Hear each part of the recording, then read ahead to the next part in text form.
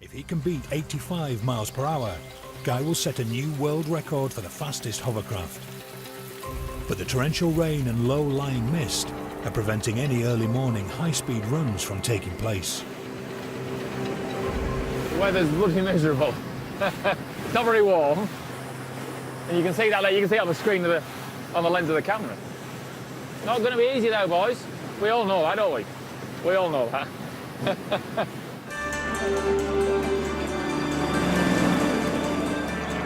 The whole team is here, and Corporal Gavin Smith, the first person to ever teach Guy how to fly a hovercraft, has come to help as well. You've got quite a good background to be coming from, you know, because with your motorbike racing and that, because you're using a lot of the same principles, using your body weight to move the craft, move around, put it forwards, put it backwards, side to side, and that's going to stand you in good stead. That's all. While the weather clears, the build team make their final adjustments to the craft.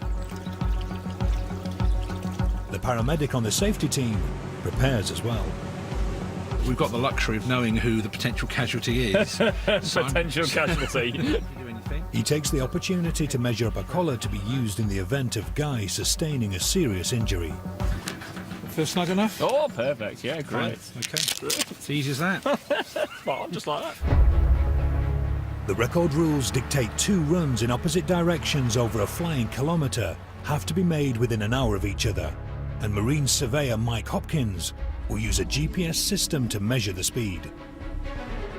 This equipment here is on a GPS clock which records to a nanosecond, which is a billionth of a second, and the position is recording to 20 millimetres every 0.05 of a second.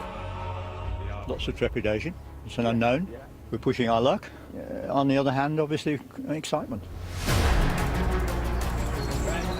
The time comes for Guy to make his test run.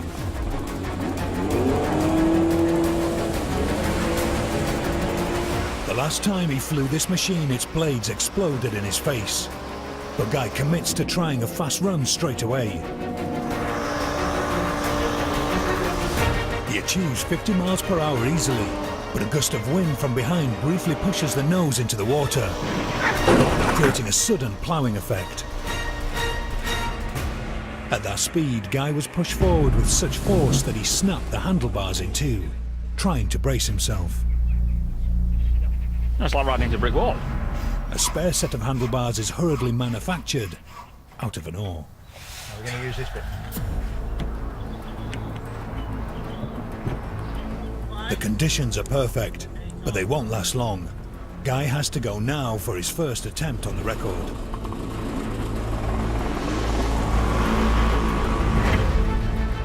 The clock starts as he passes the yellow buoys.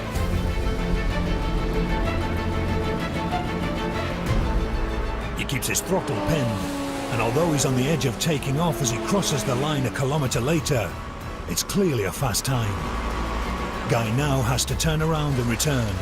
It's his average speed over both runs that counts, so he gives it everything.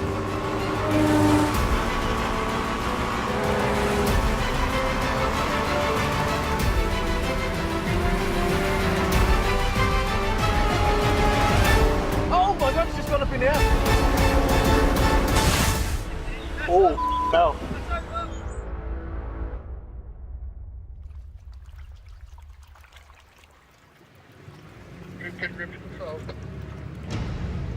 Go ahead and control.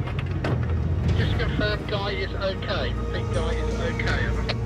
Unbeknownst to Guy, the wind suddenly changed direction and lifted the nose at 76 miles per hour. He instantly scrambled forwards to weight the craft and stop it from completely flipping over. The craft flew 30 meters through the air. The impact on landing tore the rear of the hull in two. I'll leave this engine going. I've turned that one off. So you told me at your speed. The full extent of the damage is unknown.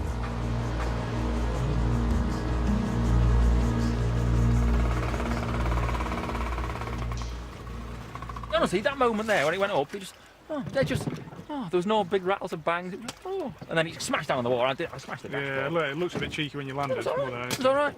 What would you do in this situation? Would you call it a draw or hold your hands up? I'd crack on. Yeah, I'd say if they can get it fixed, I'd give it another lash. Yeah, of course you would. Of course you would. Yeah. Of course you would. I would. This will work again. We've talked about it can go down and plough in, it can take off and go airborne. He's had both extremes. What he's got to do now is find the balance and keep it trimmed. The team patch the craft up and are all happy to try again. Obviously he wants this record, so he's not going to give up on a small mini crash like that, is he?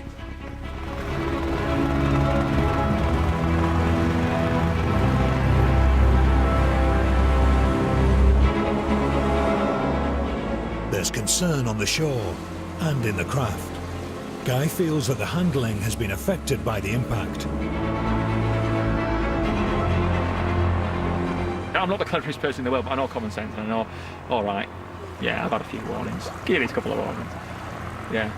I got to about 50 there and it lifted. I had to shut off. Yeah.